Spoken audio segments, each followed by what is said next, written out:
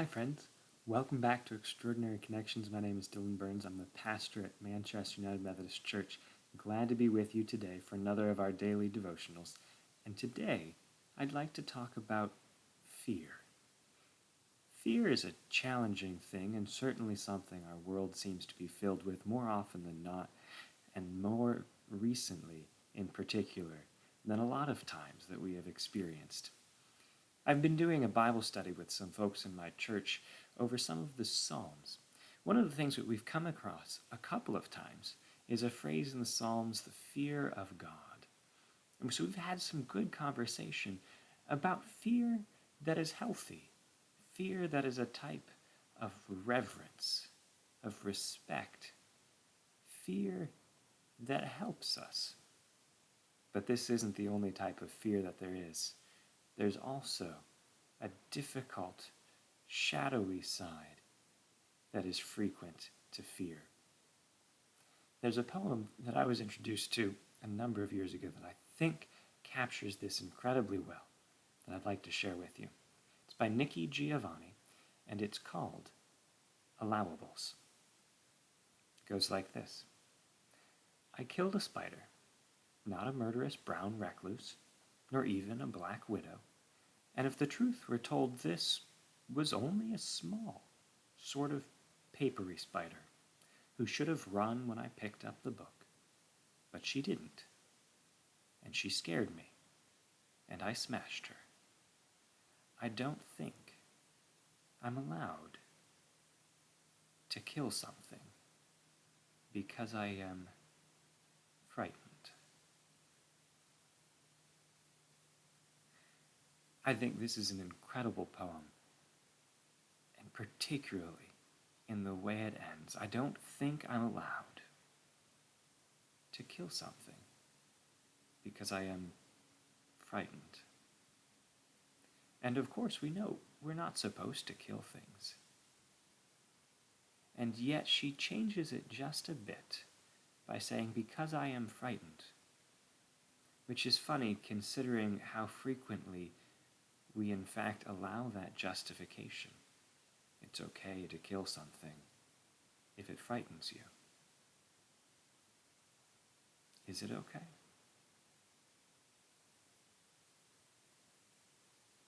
Is this a healthy fear, a reverence, a respect, or is it something else?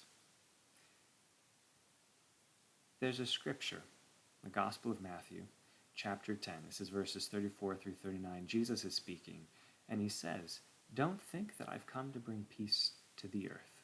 I haven't come to bring peace, but a sword.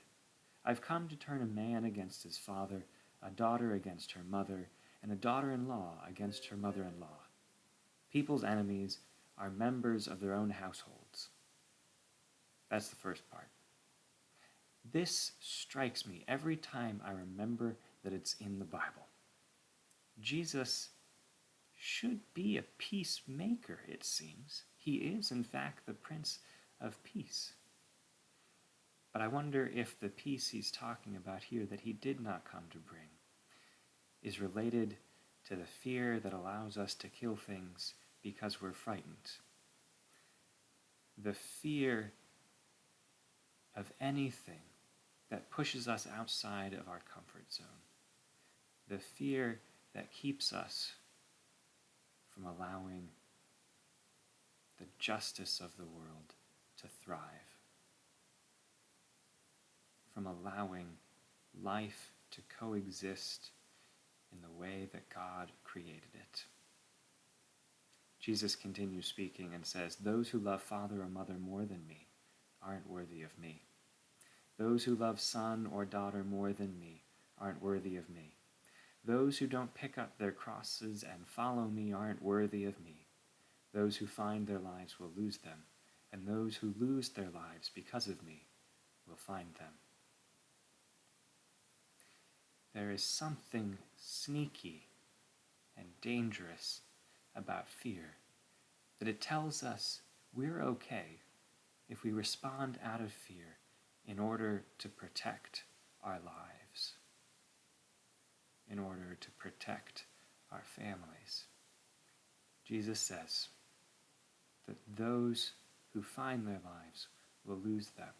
Those that look at their immediate family around them and cherish their lives more than God don't really cherish God at all. This is dangerous. This is scary. This is Jesus. There is a healthy fear, a reverence of God, a respect for life. And there is a fear that damages, keeps us from ever coming to the peace that God intends, a fear that pushes us to hurt one another, to protect our own comfort or well-being. This seems striking in the world in which we live. Friends, may we strive for the fear of God, that we might love ourselves, love our families, love one another, and love all of creation in a way that embodies that reverence of God and the life that God gives. Thanks for joining me this morning. Go in peace.